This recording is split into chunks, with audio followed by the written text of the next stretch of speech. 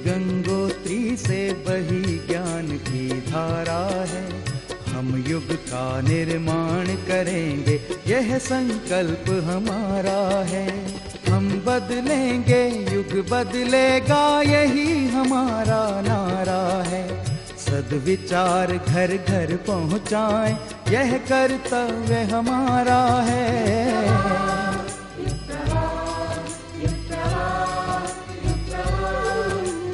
चलो बढ़ें, कुछ अच्छा कर लें, युग ने हमें पुकारा है। धरती स्वर्ग बनाएंगे, ये शुभ संकल्प हमारा है।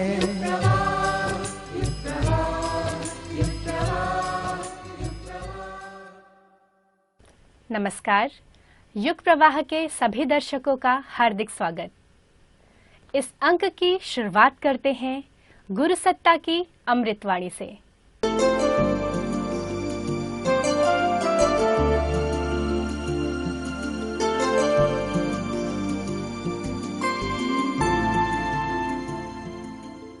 दो हिस्सों में हमने अपनी शक्ति को बांट दिया है।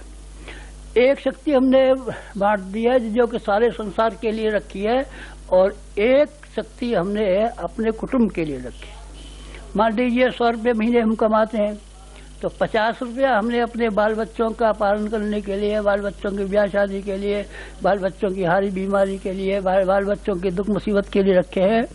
और 50 रुपये हमने सारे संसार भर में जो दुख और कष्ट जो आने वाले हैं, दुनिया में जो तबाही पैदा होने वाली है, उसके लिए सुरक्षित रखा है। हमारे 2 हिस्से हो गए हैं। अब और करना है वो और करेंगे, बाकी 5 हिस्से करने होंगे। अभी 5 हिस्से करेंगे, लेकिन अभी हमारे 2 हिस्से हो गए हैं। सूक्ष्म शरीर का और स्थूल शरीर का दो हिस्से हो गए हैं। 24 लाख इंसान भी हमारे हैं, ये कुटुंब भी है हमारे, और 500 करोड़ जो बाकी मनुष्य जाति रह जाती है, वो कौन है आपकी? वो कुटुंबी नहीं है हमारी, लेकिन हमारी संबंधी है, कुटुंबी है, रिश्तेदार है, पड़ोसी है, हमारा मित्र है। वो सारी मनुष्य जाति हमारी एक है। आत्मवत् सर्वभूतेषु, हमें हमारी जीवात्मा के समान हमको सब भूत मालूम पड़ते हैं। वसुधैव कुटुम्बकम, ये दुनिया हमको अपने कुटुंब के समान मालूम पड़ती है, दोनों मालूम पड़ती है। तो 50% शक्ति उसके लिए हमने रखी है। आपका हम काम करेंगे और सारी दुनिया का काम करेंगे। सारी दुनिया की कौन कौन सी समस्या है? बड़ी समस्या है। इसमें से गरीबी की समस्या पहली समस्या है, बेकारी की समस्या दूसरी समस्या है, बीमारियों की समस्या तीसरी समस्या है। चारों ओर क्राइम बढ़ रहे हैं, अपराध बढ़ रहे हैं, एक दूसरे को खाया जा रहा है, एक दूसरे का लहू पिए जा रहा है।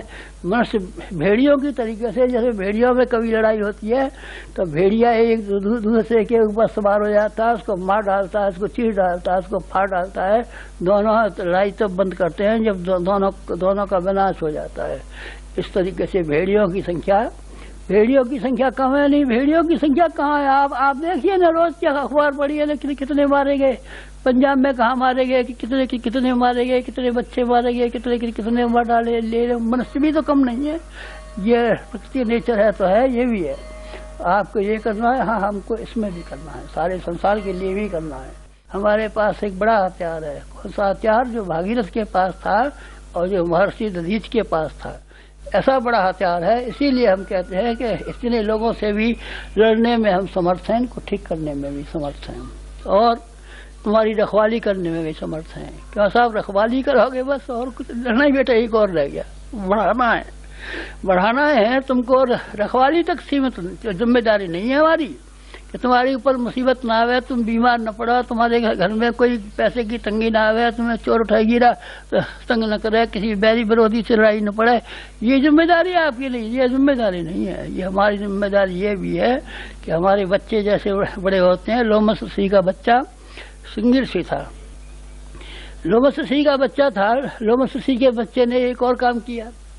राजा दशरथ फर रहे थे, हमारे घर में कोई संतान नहीं होती है। पहला ब्याह किया, दूसरा ब्याह किया, तीसरा ब्याह किया, बुढ़े हो गए, सफेद बाल हो गए, अरे अब हमारे क्या संतान होने वाली है।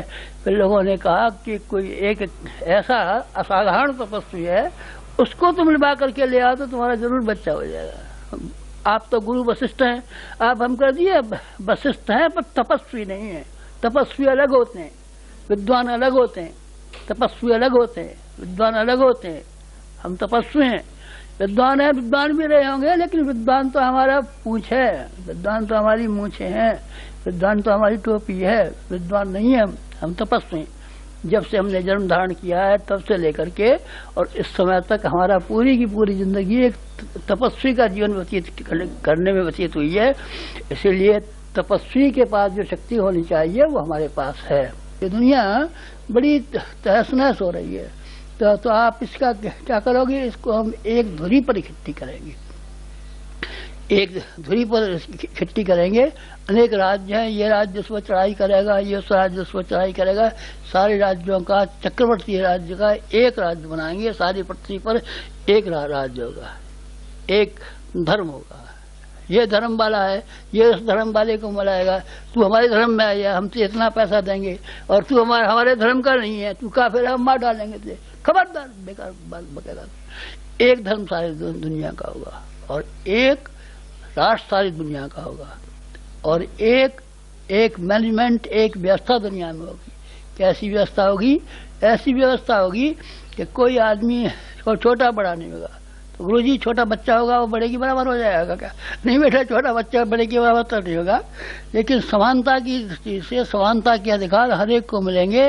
विषमता लोगों के बीच में रहेगी नहीं, और सब आदमी एकता से रहेंगे, एक होकर के रहेंगे, भाई भाई होकर के रहेंगे, कुटुंबी होकर के रहेंगे। हमने अपने जीवन में परिवार बनाए हैं, आगे भी हम विश्व को एक परिवार के रूप में बनाने के लिए तैयारी करने जा रहे हैं। हमारा ये कार्यक्रम है, आप उसमें शामिल रहना। आप उसमें शामिल रहेंगे तो किसमें शामिल रहेंगे? आप परिश्रम में शामिल रहेंगे हमारे साथ में, तो आप फायदे में भी शामिल रहेंगे। ये हमारा शरीर नहीं है, शरीर सीमित होता है, शरीरों की सीमित होती है, हमारा सूक्ष्म शरीर असीम है। मर गए गुरुजी और चले गए और आपको दर्शन नहीं देते हैं, और गुरुजी के बिना हमारा कैसा काम होगा? बेटा, हम तुम्हारे वहाँ पहुँचेंगे घर, और तुम्हारे घर पर देखभाल करेंगे। हमारी स्थिति ऐसी है कि तुम्हारे साथ साथ रह सकें, तुम्हारे घर रह सकें। बीमार हो जाता है तो अस्पताल के नर्सें फिरती हैं उसके पीछे पीछे, डॉक्टर फिरते हैं उसके पीछे पीछे, सर्जन फिरते हैं पीछे पीछे, पर वो मरीज तो बेचारा ऐसा होता है, उठा भी नहीं जाता, करवट भी नहीं बन जाता। अरे तो हम सिविल सर्जन हैं, हम तुम्हारे घर पहुंचेंगे, तुम्हारे साथ साथ पहुंचेंगे, तुम्हारे पीछे पहुंचेंगे, तुम्हारे रहेंगे। तुम्हारी जो विषम काल जो आ रहा है, इससे बड़ा विषम काल कभी नहीं आया। इस विषम काल में तुम्हारे ऊपर छाता बन के भी रहेंगे, और खाली छाता बन के रहोगे नहीं, खाली छाता बन के नहीं रहेंगे। तुम्हारा भविष्य उज्जवल बनाने के लिए, तुम्हारी पीढ़ियां उज्जवल बनाने के लिए, तुम्हारे खानदान को उज्जवल बनाने के लिए, उसके लिए भी जो कुछ भी हमसे बनेगा वो हम सब करेंगे। ये हमारी 50% शक्ति है। दुनिया का एकीकरण करना है, सारे विश्व में फैले हुए राज्यों का एकीकरण करना है। सारी फैली हुई जमीन किसी ने कितनी दबा रखी है, किसने कितनी दबा रखी है, सबको सबकी समानता का हिस्सा होगा। सब आदमी मिल बांट के खाएंगे और हंसते हंसाते हुए रहेंगे। हंसते हंसाते हुई जिंदगियां लोगों की बनाने के लिए एक समानता का मौका और अवसर हर एक के हिस्से में या हर एक को मिल सके, वैसा बनाने के लिए दुनिया में मैनेजमेंट एक ही रहेगा। कुटुंब में एक मैनेजमेंट होता है, और उसके जो कमाई होती है उसमें सबका हिस्सा होता है। ऐसी बड़ी शानदार दुनिया का ख्वाब हमारे जमाने में है। तोड़ने का जमाना है, तो तोड़ने की भी बड़ी हिम्मत है।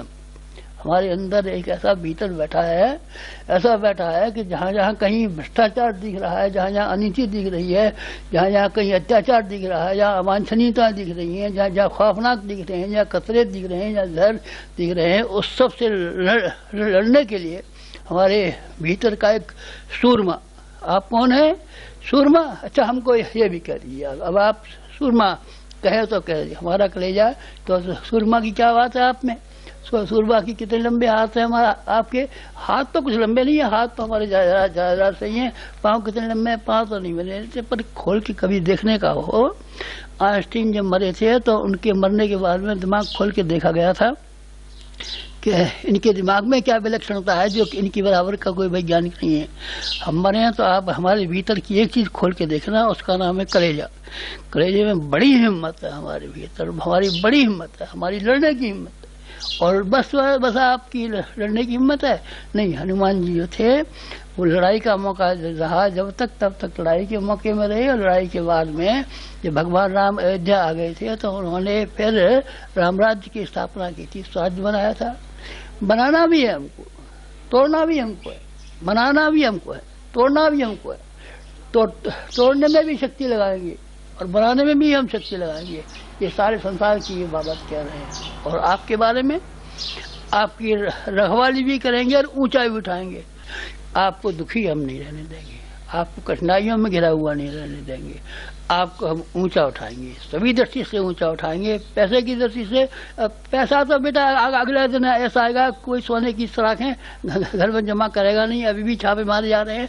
उस जमाने में तो कोई ऐसा छापा मारेगा कि जमीन में गड़ा हुआ निकाल ले जाएगा और सब निकाल ले जाएगा। उस जमाने में तो बेकार जो चीज़ रहेगी नहीं, उसको हम क्या देंगे? मालदार नहीं बनाओगे, नहीं मालदार नहीं बनाएंगे।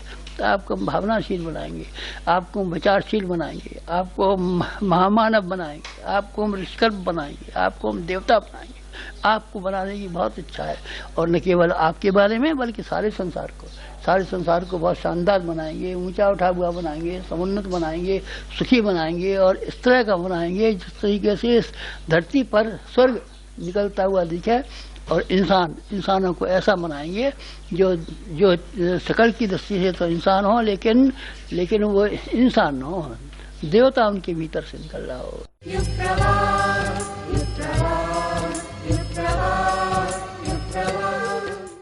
अभी आपने सुना सिद्ध पुरुष की सिद्धवाणी।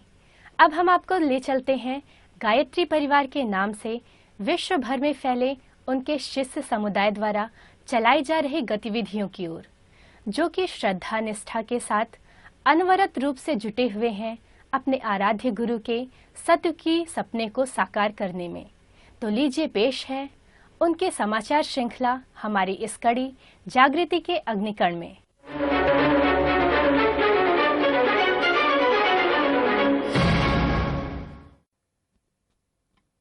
नमस्कार, युग प्रवाह की समाचार श्रृंखला में आपका हार्दिक स्वागत है। विश्व पर्यावरण दिवस के अवसर पर अखिल विश्व गायत्री परिवार के प्रमुख केंद्र शांति कुंज द्वारा विश्व प्रसिद्ध हर की पौड़ी के घाटों की सफाई की गई। गंगा के अगणित वरदान, हरे खेत खुशहाल किसान। गंगा के अगणित वरदान, हरे खेत खुशहाल किसान। काश अभी ना चेते भाई, भांगी पड़ेगी मात जुदाई। काश अभी ना चेते भाई, भांगी पड़ेगी मात जुदाई। इसीलिए जल शुद्धि पर देना होगा ध्यान। गायत्री परिवार ने शुरू किया अभियान। गायत्री परिवार ने शुरू किया अभियान। इस आयोजन का शुभारंभ करते हुए जिला अधिकारी सचिन कुर्वे ने गायत्री परिवार के कार्यों की भूरी भूरी प्रशंसा की। ये एक शुरुआत है और इस शुरुआत को आगे हमें बढ़ाना है ताकि हमारी जो श्रद्धा व आस्था है वो केवल शब्दों तक सीमित न रह के हमारे कर्तव्य के द्वारा भी प्रकट हो। इस अवसर पर स्वयं जिलाधिकारी ने शांति कुंज व्यवस्थापक गौरी शंकर शर्मा जी के साथ मिलकर स्वच्छता में भागीदारी की। इसके साथ ही लगभग 2500 से अधिक परिजनों ने भीमगोड़ा बैराज से अपर रोड होते हुए देवपुरा चौक तक की पर्यावरण जागृति रैली निकाली। पॉलीथीन पर रोक लगाओ, जलवायु जमीन बचाओ। पॉलीथीन पर रोक लगाओ, जलवायु जमीन बचाओ। संध्या के समय शांति कुंज के प्रमुख सभागार में राष्ट्रीय पर्यावरण संगोष्ठी का आयोजन किया गया। इस अवसर पर श्रद्धेय डॉक्टर प्रणव पंड्या ने पर्यावरण संरक्षण में गायत्री परिवार की भूमिका विषय पर मार्गदर्शन करते हुए कहा कि गंगा हमारी माता है और मां को स्वच्छ रखना हम सभी की जिम्मेदारी। आने वाले दिनों में गंगोत्री से गंगा सागर तक का स्वच्छता अभियान चलाया जाएगा, जिसमें हम सबको मिलकर कार्य करना है। पर्यावरण प्रदूषण का व्यक्तिगत समाधान ये है कि आप अपने जन्मदिन पर, विवाह दिन पर, बेटे का मुंडन पर, कोई भी पावन प्रसंग हो, आप वृक्षारोपण करिए। और वृक्षारोपण के बाद याद रखिए कि उसमें घेरा लगाना है, याद रखिए कि पानी भी देना है। जैसे आप बच्चे की देखरेख करते हैं, बच्चे की पढ़ाई की व्यवस्था करते हैं, ऐसे उसकी पानी की व्यवस्था करिए, ऐसे उसकी खाद की व्यवस्था करिए, बड़ा होने दीजिए उसको। बड़े होकर के वो आपको आशीर्वाद देगा। गुरुदेव का वाक्य है, किसी को हमारा स्मारक बनाना हो तो वो वृक्ष लगाकर बनाया जा सकता है। वृक्ष से हमने उदारता, सहनशीलता एवं सहिष्णुता सीखी है। मित्रों, आज का पर्यावरण दिवस हमारे चिंतन में इस तरह से उतरे कि हम वृक्षारोपण की, हरियाली की चुनर सब जगह फैलाएं, जल जंगल जमीन तीनों की रक्षा के लिए हम लोग संकल्प लें। इस अवसर पर मौसम विभाग उत्तराखंड के निदेशक आनंद शर्मा ने कहा कि परम पूज्य गुरुदेव के सिद्धांतों से ही पर्यावरण संरक्षण संभव है। दूषित वातावरण का प्रमुख कारण मन का दूषित होना है। मन शुद्ध होगा तो वातावरण भी शुद्ध होगा। पर्यावरण दिवस एक दिन नहीं बनाना है, हर रोज पर्यावरण दिवस बनाना है हमने, और इसके लिए हमें सोच बदलनी होगी। जब तक सोच नहीं बदलेगी कुछ नहीं होने वाला। हमें अपने आप को प्योर बनाना होगा, शुद्ध बनाना होगा। जब कहा है ना, जब तक बुद्धि पे पर्दा पड़ा है तो आपका विवेक खत्म। जब आपको लालच गया तो आपका अपने विचार बदलेंगे और आपके विवेक बढ़ेगा, बुद्धि से पर्दा हटेगा, और जब आपका मेंटल पोल्यूशन खत्म होगा तो आप पर्यावरण को भी बचा पाएंगे। पंजाब प्रांत में मिशन के कार्यक्रमों को नई गति मिल रही है। हाल ही में शांतिकुंज प्रतिनिधियों ने प्रांत के सभी जिलों का दौरा करते हुए विभिन्न स्थानों पर प्रज्ञा मंडल, युवा मंडल, महिला मंडल आदि का गठन किया। इसके अंतर्गत अमृतसर, लुधियाना, पटियाला, पठानकोट आदि कई स्थानों पर गोष्ठियों और यज्ञ का आयोजन किया गया। दिनांक 26 मई को अजनाला गायत्री ज्ञान मंदिर का वार्षिकोत्सव मनाया गया, जिसमें 50 क्रिश्चियन और 200 सिख समुदाय के लोगों ने भाग लिया।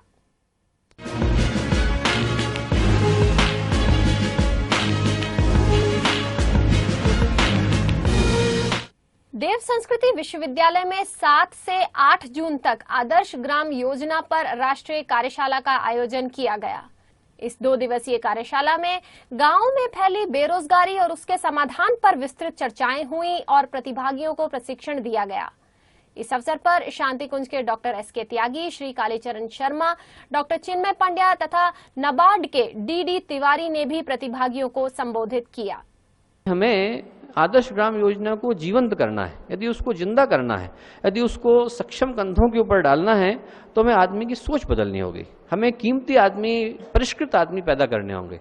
जब तक अच्छे आदमी, समर्पित आदमी, त्याग वाले आदमी, बलिदान वाले आदमी, स्वयं सेवक की भावना लिए वाले आदमी नहीं आएंगे, तब तक हम कैसी भी पॉलिसी बना लें, हम किसी भी तरीके की प्रणाली बना लें, उसकी सफलता में संदेह है। गुरुदेव ने जिस चीज के ऊपर काम किया, उनने काम किया आदमी को अच्छे इंसान बनाने के पीछे। उनने काम किया कि हम यहाँ से ऐसे व्यक्तियों की, ऐसे व्यक्तित्वों की फौज तैयार करें जिनके जीवन के अंदर प्रेरणा हो, जो अपने आचरण से दूसरे लोगों को सिखा सके। तो हम लोगों की जिम्मेवारी इतनी है कि हम गुरुदेव को, गुरुदेव के विचारों को, गुरुदेव के उद्देश्यों को, गुरुदेव के संकल्पों को उन गांवों तक ले जा करके पहुंचा दें। और ये प्रयत्न हम लोगों का ये रहे कि वहां पर जहां पर भी गुरुदेव के विचार जाएं, वहां पर एक अच्छा इंसान, एक अच्छा व्यक्तित्व निकल करके आए तो वो गांव जो है प्रगति करेगा, आगे बढ़ेगा, ऐसा हम लोगों का दृढ़ विश्वास है। गायत्री परिजनों द्वारा युग साहित्य विस्तार के क्रम में लखीमपुर खीरी उत्तर प्रदेश के जिला न्यायालय परिसर में स्थित अधिवक्ता संघ के सभागार में 4 दिवसीय पुस्तक मेले का आयोजन किया गया। इसका उद्घाटन जिला जज माननीय श्री उदय शंकर अवस्थी के हाथों दीप प्रज्वलन के साथ हुआ। इसमें शहर के गणमान्य नागरिकों एवं सरकारी अधिकारियों ने उत्साह के साथ भाग लिया।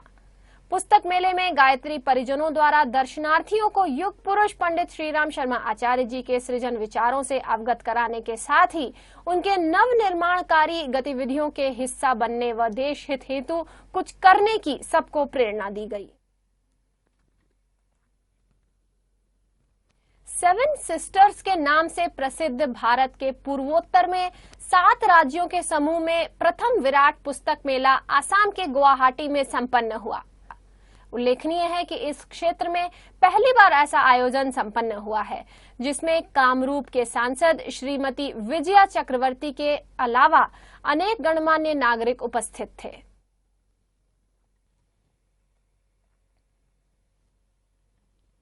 देव संस्कृति विश्वविद्यालय के इंटर्नशिप कार्यक्रम के अंतर्गत वर्ष 2011-12 के विद्यार्थियों का 3 दिवसीय प्रशिक्षण शिविर संपन्न हुआ। इस अवसर पर देव संस्कृति विश्वविद्यालय के कुलाधिपति डॉक्टर प्रणव पंड्या ने कहा कि इंटर्नशिप के तहत सामाजिक दायित्वों के निर्वहन के लिए जाने वाले विद्यार्थी देव संस्कृति के जीवंत मॉडल बने। Career is the only thing, plus development of personality is the only thing for which I have come. मैं जिसके लिए आई हूँ या आया हूँ, मेरे दिमाग में मेरा आदर्श मेरा यही है कि मुझे एक अच्छा व्यक्ति बनना है, मुझे एक सफल व्यक्ति बनना है। सफल व्यक्ति कौन होता है? जिसने अपने जीवन में अच्छाई को उतारा हो, उत्कृष्टता को वर्ण करें।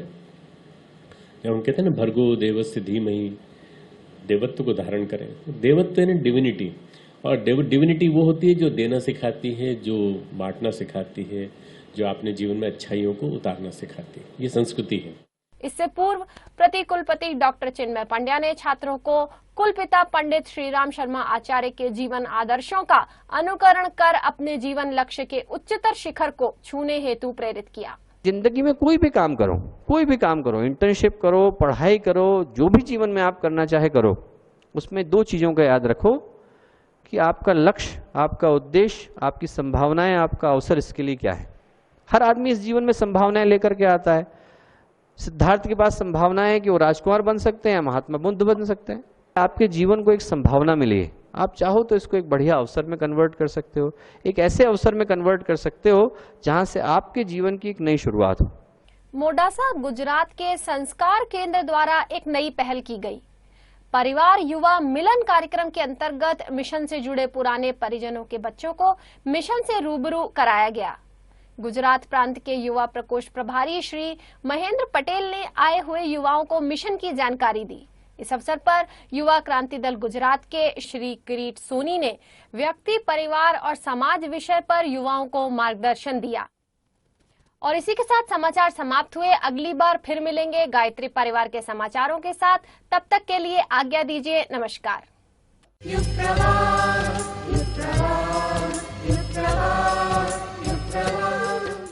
धैर्य और साहस संसार की हर आपत्ति का अमोघ उपचार है। पंडित श्रीराम शर्मा आचार्य।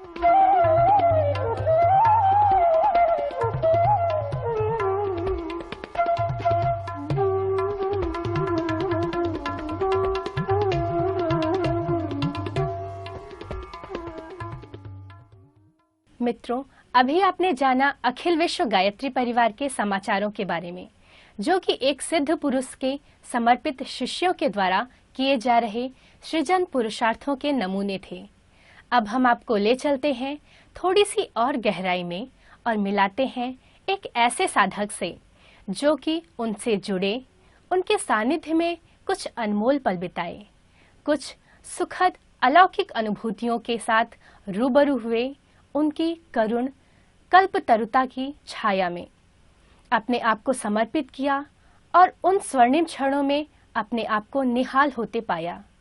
आइए आपको सुनाते हैं उन्हीं की आप बीती अनुभूतियां। अखंड मंडलाकारं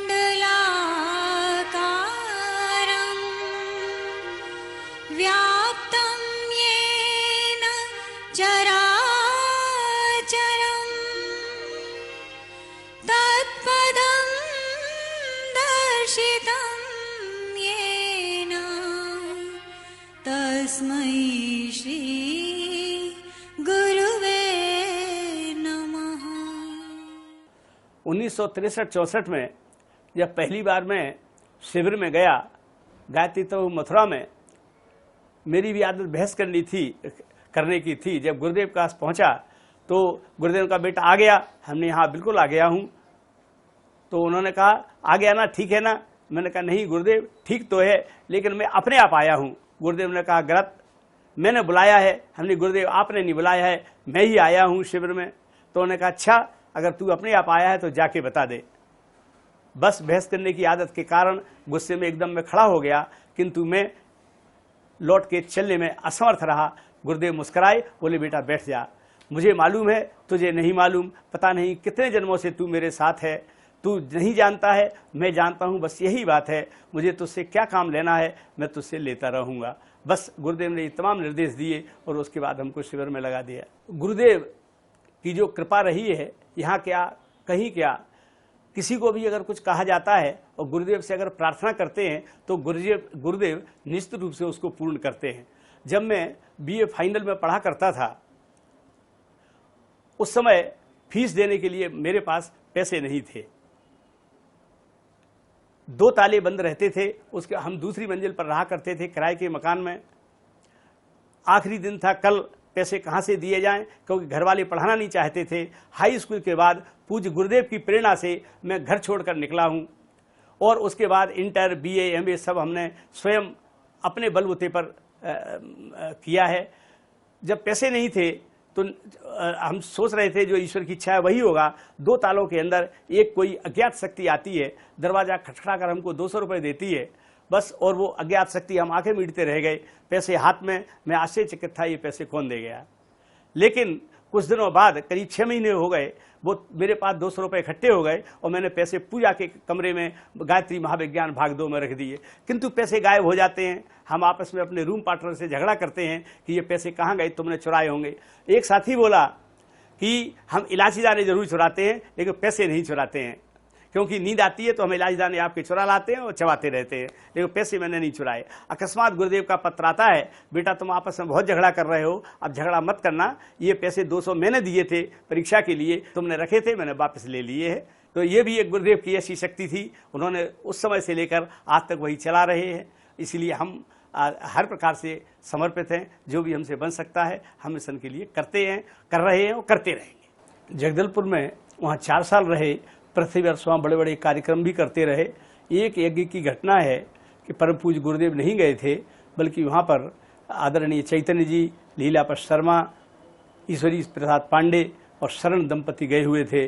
किंतु उप संचालक ट्रैवल वेलफेयर, उन्होंने गुरुदेव के दर्शन किए और बोले हमको दोबारा उनसे मिलवाइए। ये गुरुदेव वास्तव में थे नहीं। 2-3 लोगों ने और कहा कि गुरुदेव के मैंने भी दर्शन किए हैं। मुझे बड़ा आश्चर्य हुआ कि गुरुदेव इनको दर्शन दे रहे हैं और हमको क्यों नहीं दिख रहे हैं। मैं मन में बहुत खिन्न हुआ और अपने कमरे में पहुंचकर रोने लगा।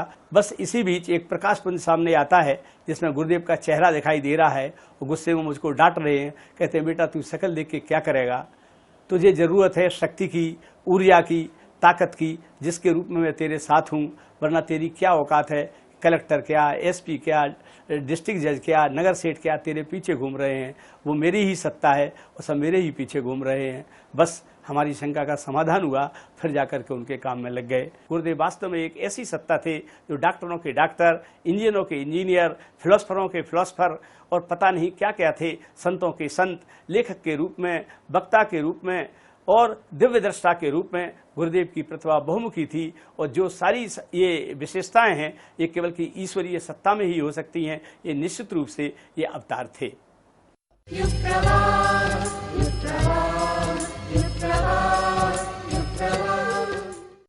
अपनी प्रशंसा आप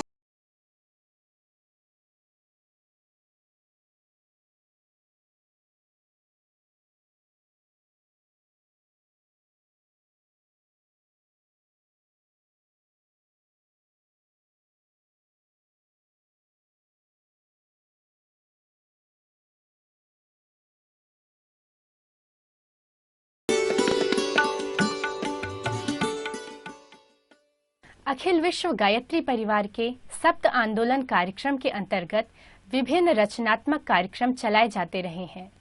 दुर्व्यसन, दहेज, मृत्यु भोज, खर्चीली शादी, भ्रूण हत्या जैसी अवांछनीयताओं और कुरीतियों के उन्मूलन की दिशा में प्रयास होते रहे हैं। गायत्री परिजनों द्वारा समय समय पर कुछ न कुछ ऐसी गतिविधियां चलाई जाती रही हैं जिनसे लोगों के मनों में सद्विचार और सद्बुद्धि जगे, समझदारी विकसित हो, कुरीतियां मिटें और समाज व राष्ट्र का हित साधित हो। आइए इस दिशा में हुए प्रयासों का एक खास साक्षात्कार आपके सामने पेश करते हैं।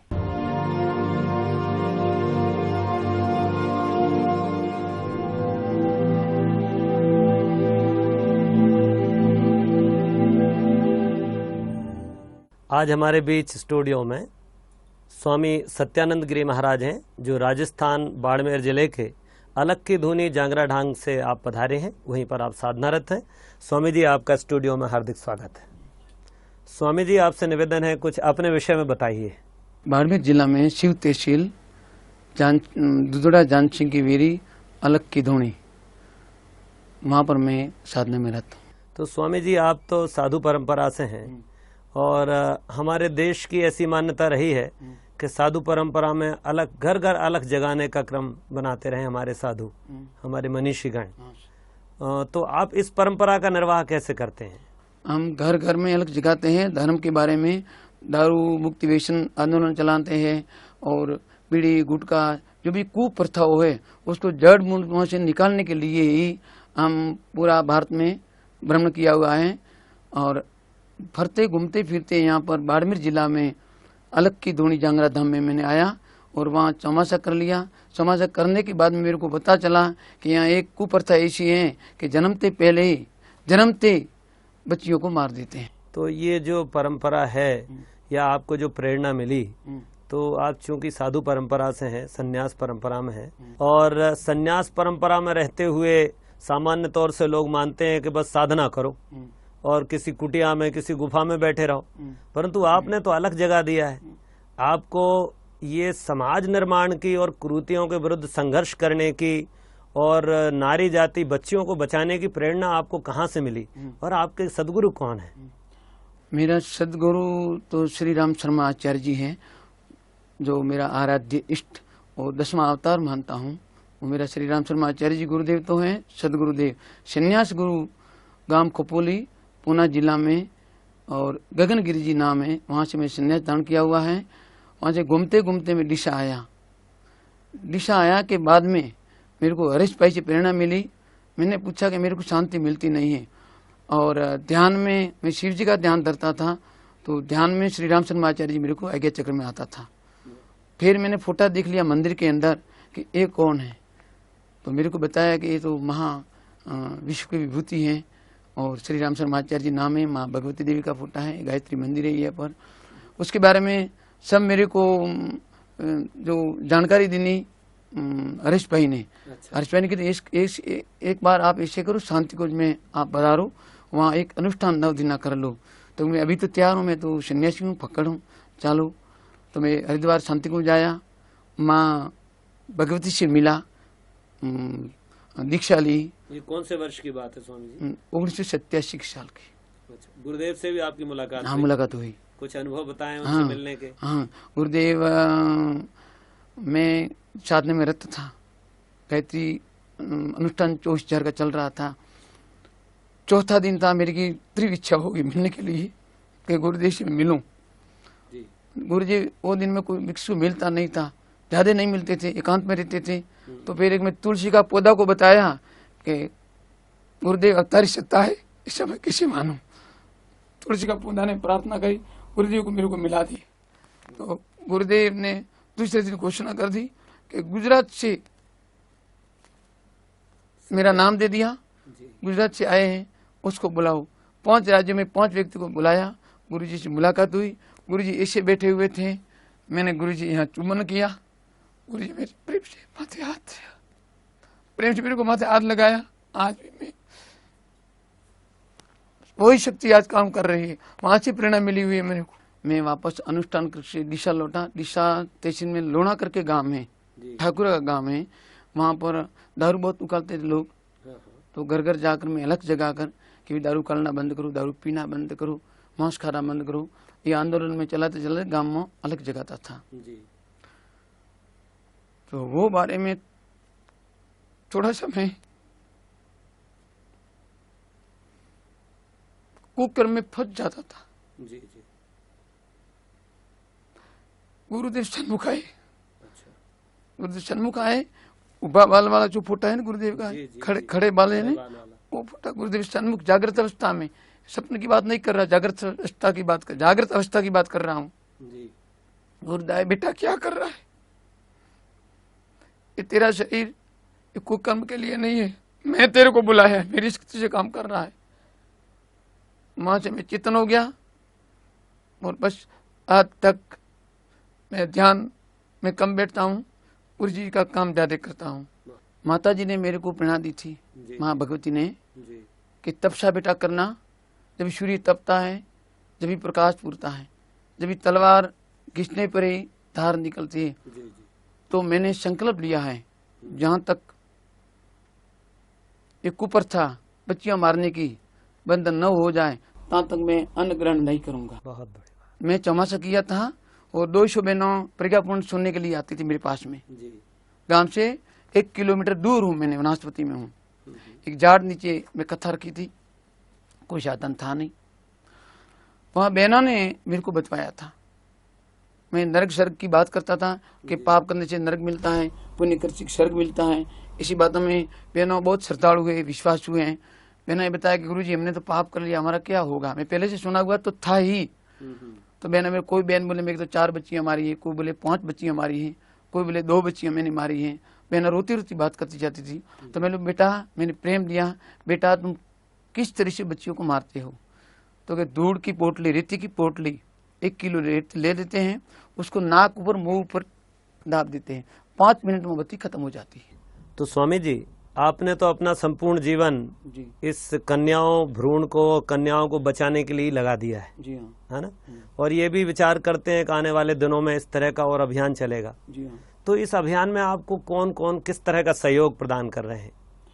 इस अभियान में शांति कुंज हरिद्वार मेरे को मदद कर रहे हैं जी। और टोलकी भी अभी आई थी शांति कुंज से, दिनेश भाई टोलकी पधारे हुए थे। वहाँ पर 4 दिन की प्रज्ञा पुराण की कथा रखी थी, 9 पुड़ी का यज्ञ रखा था, 10,000 लोग इकट्ठे हुए थे 24 गांवों ने। और बहुत बड़ा अच्छा कार्यक्रम चला। लोगों ने संकल्प भी लिया कि हम लड़कियां नहीं मारेंगे, दारू नहीं पिएंगे, मांस नहीं खाएंगे, गुटखा नहीं खाएंगे, बीड़ी नहीं पिएंगे, अफीम नहीं खाएंगे। ऐसा संकल्प लेकर बहुत बड़ा अच्छा कार्यक्रम चला। और शांति कुंज हरिद्वार से मेरे को बहुत प्रेरणा मिल रही है और सहयोग भी दे रहा है। स्वामी जी, एक चीज और बात समझ में आती है, जब समाज को आप देखें तो इन दोनों समाज में ऐसी ढेर सारी और भी प्रथाएं, जैसा आपने कहा कि आप नशा मुक्ति के लिए भी काम कर रहे हैं और आप मांसाहार के विरुद्ध भी काम करते हैं और एक ये बड़ा कार्यक्रम आप कर रहे हैं। तो आपकी आने वाले दिनों में और इस क्षेत्र के विकास के लिए, समाज के उत्थान के लिए और क्या योजना सोची है आपने? हमने ये योजना सोची कि यहाँ पर अलग की धोनी, जांगरा धाम, ग्राम दूधूड़ा, जानसिंह की वीरी में एक हाई स्कूल बना दूं लड़कियों के लिए। अनाथ लड़कियां हैं, माँ बाप नहीं हैं, है तो गरीब परिस्थिति हैं, और उसको बढ़ाने के लिए कपड़ा, खाना, रहनी और सब सुविधाएं मिल जाए, सब प्रयोग बच्चियों बढ़ाई करें, इसी योजनाएं बनाई है मैंने। स्वामी जी, वैसे तो मुझे आपकी साधना संबंधी व्यक्तिगत बातें नहीं पूछना चाहिए, फिर भी मैं हम जानने की ऐसी इच्छा रखते हैं कि जहाँ आपका धुनी है वहाँ पर आपकी धुनी में क्या क्या, कौन कौन से देवी देवता स्थापित हैं, किन की आप आराधना करते हैं, इसके संबंध में भी थोड़ी सी जानकारी देने कष्ट करें। गुरु पादुका पूजता 14 लोक पूजाए, शिव विरंची शारदा गुरु तना गुण गाए। मैं तो सर्व देवी देवता में गुरु को ही मानता हूँ और वो मेरा गुरुदेव है श्री राम शर्मा आचार्य जी, मेरा आराध्य, मेरा इष्ट, मेरा 10वां अवतार, नकलंकी अवतार रूप में मैं गुरुदेव को ही मानता हूँ। गुरुदेव का इतना सा बड़ा फोटा है, अखंड ज्योति 11 महीनों से वहाँ जल रही है। ये काम सब 11 महीनों में बनाया हुआ है और गुरु जी को आराध्य इष्ट मानता हूँ। आगे धुनी है, धुनी के अंदर मैं संकल्प लिया था चौमासा के अंदर कि रोजाना एक करूँ का गायत्री का, और आगे गुरु जी का फुटा है, मैं साइड में बैठ जाता हूँ, 2 जोड़ा को बैठाता हूँ और रोजाना एक करता हूँ। संकल्प देता हूँ कि दारू नहीं पीना, मांस नहीं खाना, विशेष करके जो गर्भवती बाई हो तो उसको पुष्प संस्कार भी करा लेता हूँ। और संकल्प देता हूँ कि बच्ची आवे, को बच्चा आवे, वो बच्ची को मारना मत, तो हाथ में जल देता हूँ और हाथ में धोनी माथे हाथ में लाता हूँ और गुरु के देव की कसम खिलाता हूँ, वो बच्ची नहीं मारते। इसी 32 बच्चियां मैं अभी हैं, मैं गया बाद में जन्मी हुई है, वहाँ का नामकरण संस्कार भी वहाँ अलग की ध्वनि गुरुदेव ने कराया हुआ है। तो ऐसा लगता है कि आपने तो पूरी संस्कृति को जीवंत कर दिया है अपनी धुनी में ही। गुरुदेव कर दिया, गुरुदेव ने शक्ति है, मैं तो माध्यम हूँ, मैं कुछ नहीं हूँ, मैं तो माध्यम हूँ, गुरु जी शक्ति ने कर दिया है। श्री राम शर्मा आचार्य जी गुरु की शक्ति ये काम हुआ है। जी जी, मेरी शक्ति से नहीं। तो देखिए भारतीय संस्कृति तो हमारी साधु परंपरा का गुणगान करती रही है। ब्राह्मण और साधु ही हमारे देश को सदा से आगे बढ़ाते रहे और आप वो पुण्य कार्य कर रहे हैं। आप सच में धन्य हैं और भारतीय संस्कृति के सच्चे दूत हैं। पूज्य गुरुदेव का जो काम आप कर रहे हैं, अगर सारे शिष्य मिलकर ऐसा काम करने लगे तो इस धरती पर स्वर्ग आते देर नहीं लगेगी। मैं सन्यासी को कह रहा हूँ कि गोजा मत पियो, सिगारेट मत पियो। बहुत मेहनत कर रहा हूँ संप्रदाय में, हमारी दशनामी संप्रदाय है उसमें मेहनत कर रहा हूँ कि जो आप एक एक साधु, गुरुदेव बोलते थे कि एक साधु 7 लाख साधु है, एक साधु एक गांव दत्त रखे ने तो बहुत बड़ा स्वर्ग धरती पर उतर जाए।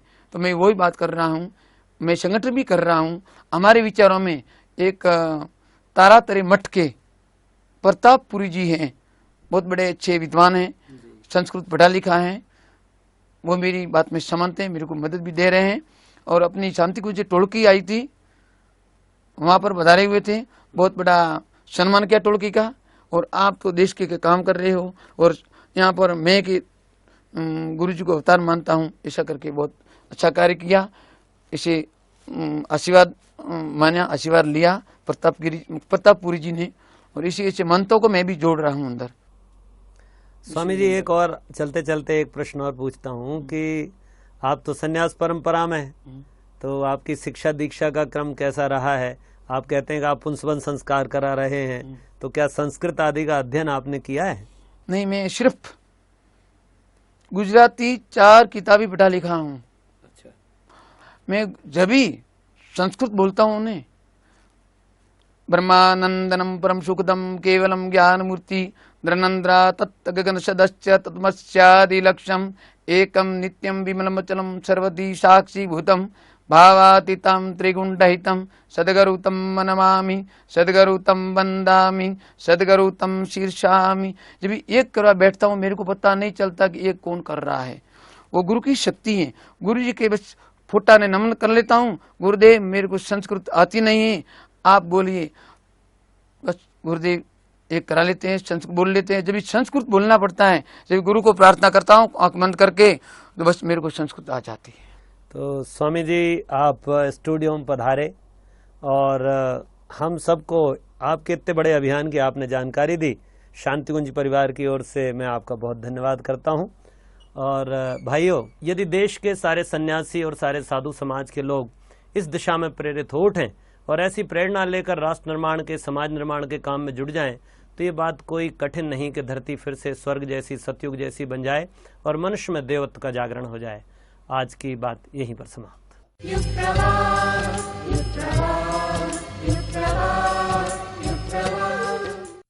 असफलता का अर्थ यही है कि सफलता का प्रयास पूरे मन से नहीं हुआ।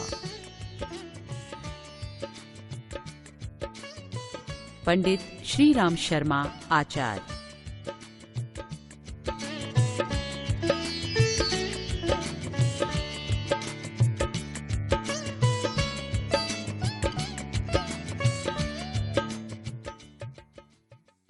युग प्रवाह के माध्यम से दिखाया जा रहा धारावाहिक मंथन वस्तुतः वह रंजक प्रयास है जो कथानकों और अभिनयों के माध्यम से संदेश देने का प्रयत्न करता रहता है, जिससे आपका कुछ मनोरंजन भी हो और कुछ सीख भी मिले।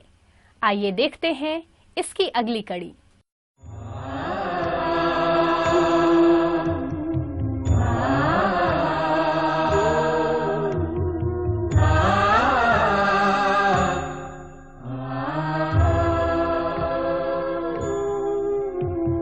घटाटोप अंधियारा छाया,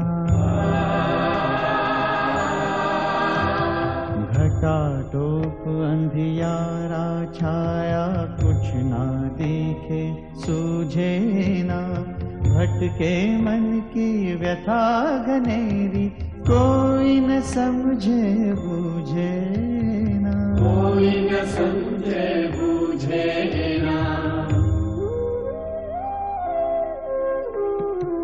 घटाटोप अंधियारा छाया।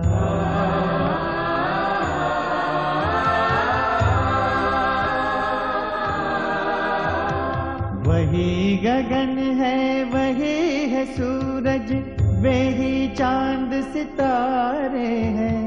बदल गया है सिर्फ मनुज ही, बदले रिश्ते सारे हैं। छिपी ज्ञान की कस्तूरी है,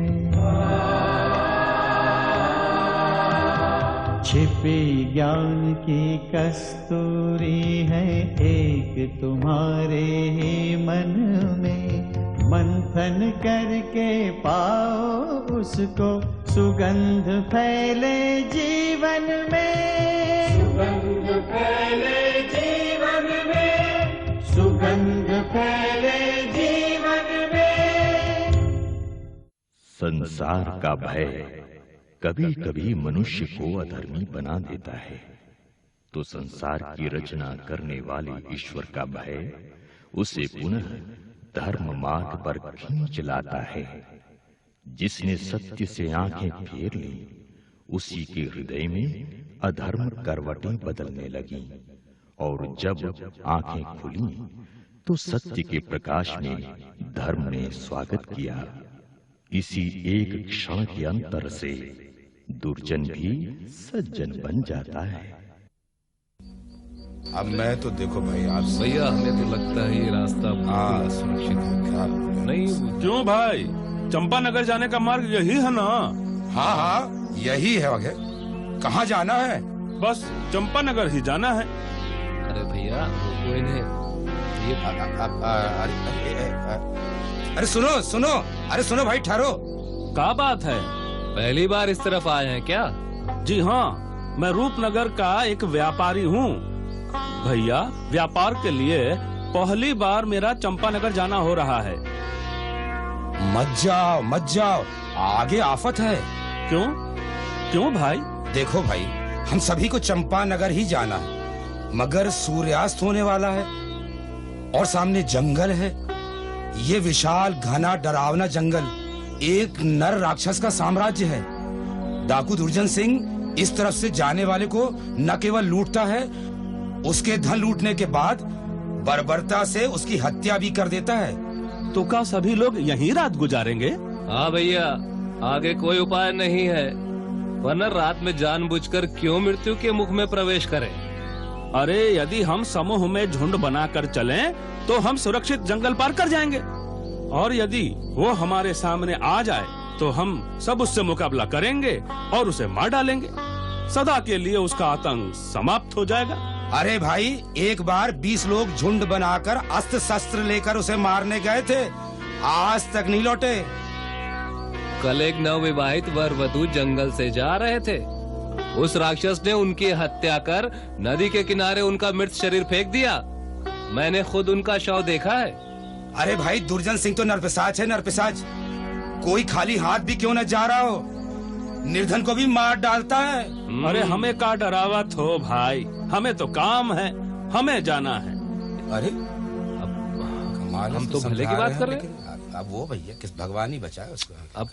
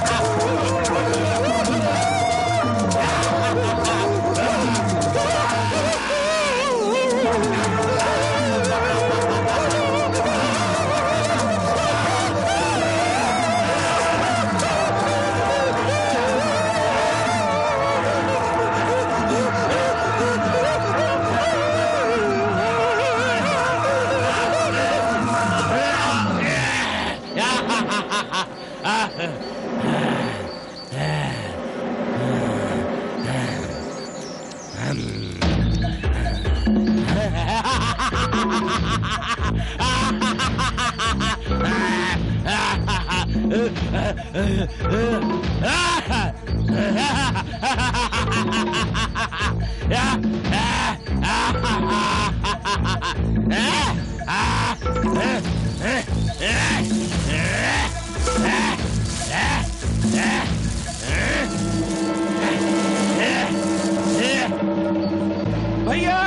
भानु भैया। कहीं दुर्जन सिंह ने उसे शुभ शुभ बोलो भाई, वो किसी कारणवश रूपनगर में ही रुक गया हो। हाँ, भगवान करे ऐसा ही हुआ हो।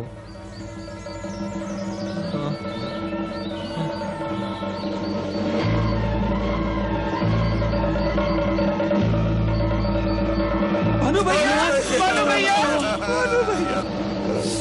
चलो भाई चलो, जल्दी करो, इनकी लाश को हम ले चलते हैं, चल करके अंतिम संस्कार करते हैं। भैया, ऐसी गलती मत करना, वरना कहीं दुर्जन सिंह हमको ही ना मार डाले। यही ठीक होगा, हो सकता है वो इधर ही कहीं घूम रहा हो, वो हम सबको आकर के मार डालेगा। चलो भाई हम चलते हैं, चलो चलो चलो चलो।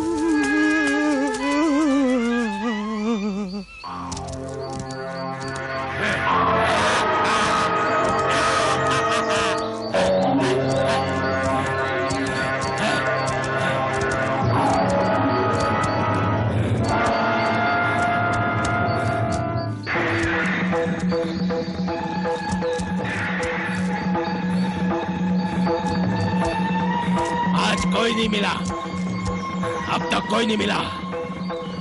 मेरे कटार की धाम प्यासी है। अरे कोई तो आए, कोई तो मिले। धन चाहिए, भोजन चाहिए, घर वालों को खिलाऊंगा क्या? बच्चे मेरे रो रहे हैं। अरे कोई नहीं मिला। अरे कोई तो शिकार आ जाए। अरे मेरे बच्चे अभी रो रहे हैं। अरे कहीं से कोई आ जाए। अरे कोई बुद्धिमान आ जाए, कोई धनवान आ जाए। हत्या करने में बहुत मजा आता है, लाल रक्त से बहुत मजा आता है। इसको पीने से मेरी प्यास बुझती है। अरे अरे अरे कोई तो आ जाना। अरे आ जाना।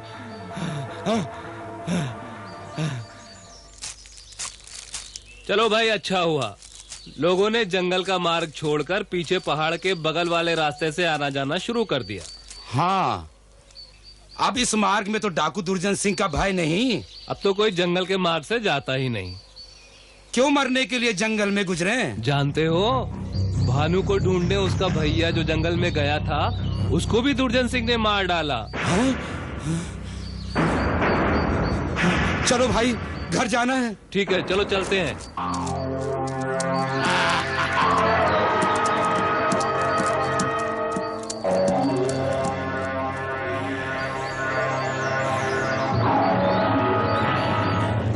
मार डालूंगा, मार डालूंगा, लूट लूंगा, धन आभूषण वस्त्र सब कुछ लूट लूंगा और सब कुछ लेकर उसको हत्या करके फेंक दूंगा। मगर किससे? किससे? 4 दिन से कोई नहीं आया, इधर कोई नहीं आया। क्या मेरे आंखों के सामने से बचकर निकल गया? नहीं, असंभव। मेरी आंखों के सामने से कोई नहीं जा सकता, कोई नहीं बचकर जा सकता। अरे अरे कोई है? अरे आ जाओ। अरे मैं यहाँ हूँ, आ जाओ। कोई है? आ जाओ। कोई मठ है। दीपक तो जल रहा है। आश्रम है, साधु का आश्रम है। लूट लूंगा, मार डालूंगा। साधु तो मर गया। अभी नहीं जाऊंगा, अभी तो भक्तों की भीड़ है। मिल गया मेरा शिकार। अरे मिल गया। मिल गया। आ रहा हूँ साधु, अभी तेरे को मरना है। मिट्टी का संसार है झूठा, मिट्टी का संसार झूठा, मिट्टी का संसार झूठा, मिट्टी का संसार।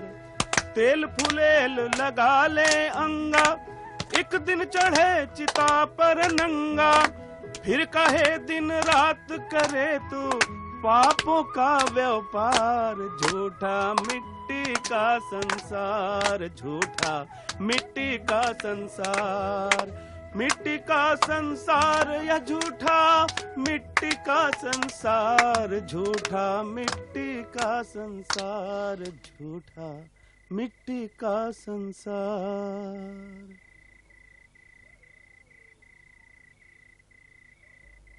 आज भजन में कुछ विलंब हो गया। हमारा घर तो बहुत दूर है, रास्ता भी सुनसान है। कहीं रास्ते में दुर्जन सिंह ने देख लिया तो हमारा काम तमाम। सच कहा भैया, हम कल से सत्संग में यहाँ नहीं आएंगे। क्या मिलेगा सत्संग से?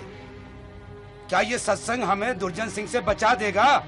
अरे ऐसा मत कहो भाई, ऐसा मत कहो। जहाँ सत्संग होता है वहाँ तो भगवान बसते हैं। उस भगवान पर विश्वास नहीं रहा क्या? तो ये भगवान डाकू दुर्जन सिंह से हमें क्यों नहीं बचाता? क्या ये सत्संग दुर्जन सिंह को सुधार सकता है? चलो चले, चलो भैया।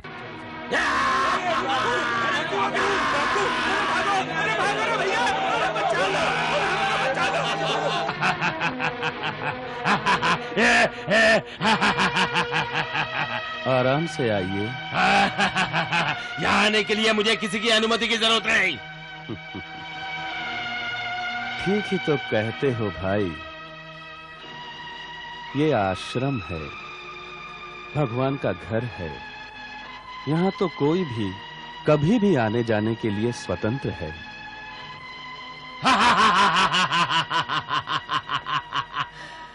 अभी तुम्हारा अंत समय आ गया है। मेरे हाथों से तू अभी मरने वाला है। बता, कहाँ रखा है तूने सारा धन, चांदी सोना? बता।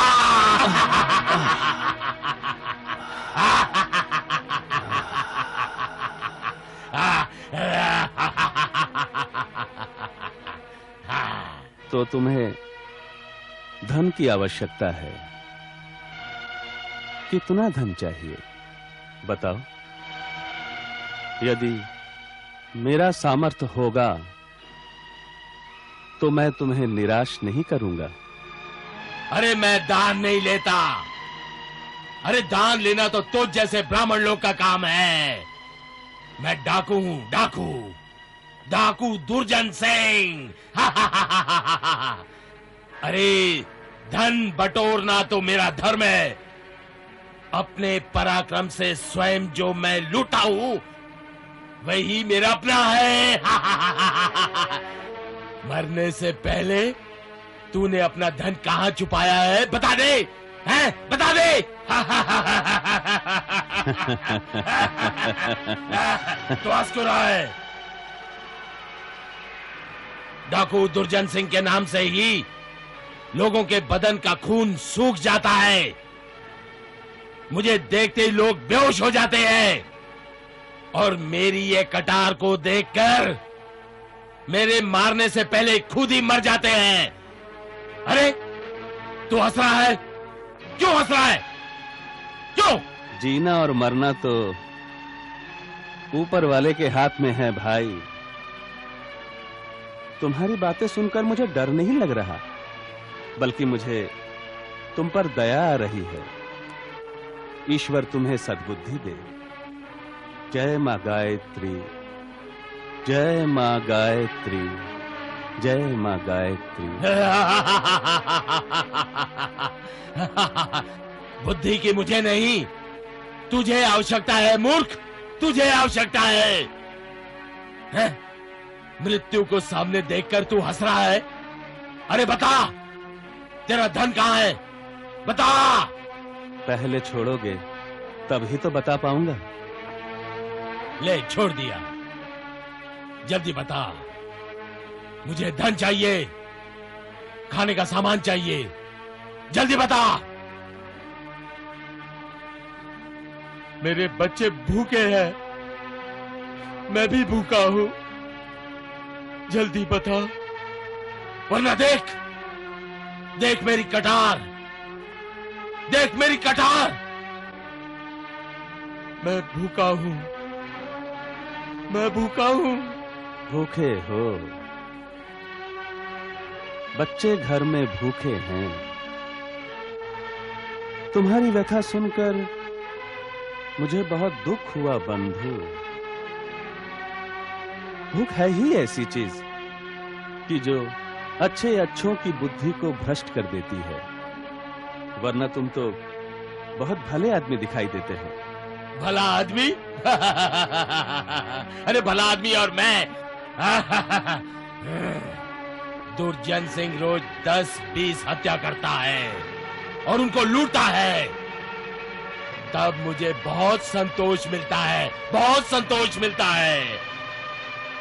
दुर्जन सिंह ने किसी को नहीं छोड़ा, 100 साल के बूढ़े से लेकर दूध मुआ बच्चे तक भी नहीं छोड़ा। अरे वीर सिपाही को भी मार दिया। मेहंदी रची हाथ के कंगन के लिए दुल्हन तक को भी नहीं छोड़ा।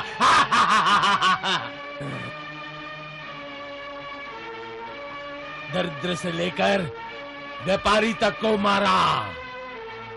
आज तुम्हारी बारी है, तुम्हें मारकर मैं सारा धन और दौलत और भोजन सामग्री भी लेकर जाऊंगा। हाँ। कौन कौन है तुम्हारे घर में? कौन कौन है मेरे घर में? मैं हूँ, मेरी पत्नी है, 2 छोटे छोटे बच्चे हैं। माँ बाप थे, मर गए, मर गए। अच्छा, तुम्हारे माँ बाप मर गए? मरने के बाद तुमने उनका क्या किया? है? क्या किया? अरे मरने के बाद उनकी अर्थी बनाई गई। गांव के लोग आए, उन्हें शमशान ले गए, फिर चिता सजाई और उसी चिता में उनको रख के आग लगा दी, और बस। इस दीपक की तरह? हाँ, हाँ। पिता अच्छे आदमी थे, तभी तो उनको अंतिम विदा देने के लिए सारे गांव के लोग एकत्रित हुए। सबको मरना है बंधु। अपने पिताजी की तरह एक दिन तुम भी मरोगे, तब शमशान ले जाने के लिए तुम्हें कौन आएगा? क्योंकि सबको तो तुम मार डालोगे, और जो बचेंगे वो डरेंगे तुमसे। इस लकड़ी की आग में एक दिन तुम भी जलोगे, ये कभी सोचा है तुमने? क्या मैं भी मर जाऊंगा? हाँ? क्या मैं भी मर जाऊंगा? हाँ? अरे मरूंगा तो मैं भी तो चिता में जल जाऊंगा। हाँ? मर जाऊंगा, ये शरीर जल जाएगा, सब कुछ जल जाएगा। नहीं नहीं नहीं नहीं। हाँ हाँ, एक दिन तुम भी मरोगे, चिता में जलोगे, मैं भी मरूंगा।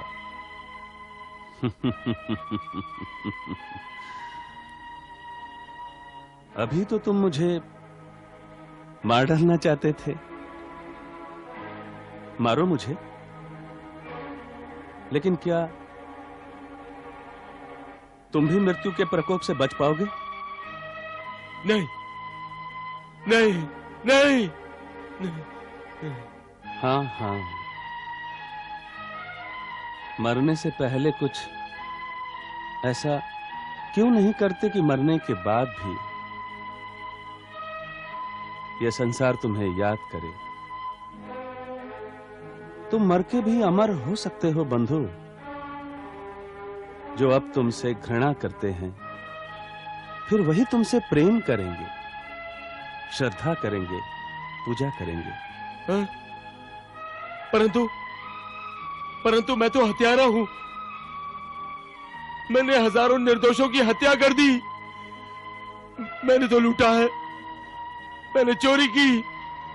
मैं पापी हूं, मैं घोर पापी हूं, मैं घोर पापी हूं।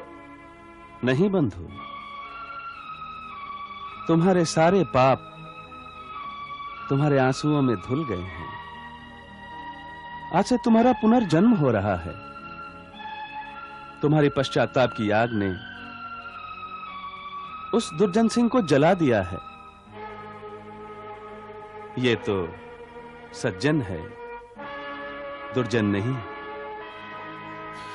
आपने मेरी आंखें खोल दी गुरुदेव, आपने मेरी आंखें खोल दी। आपके दर्शन तब क्यों नहीं हुए गुरुदेव,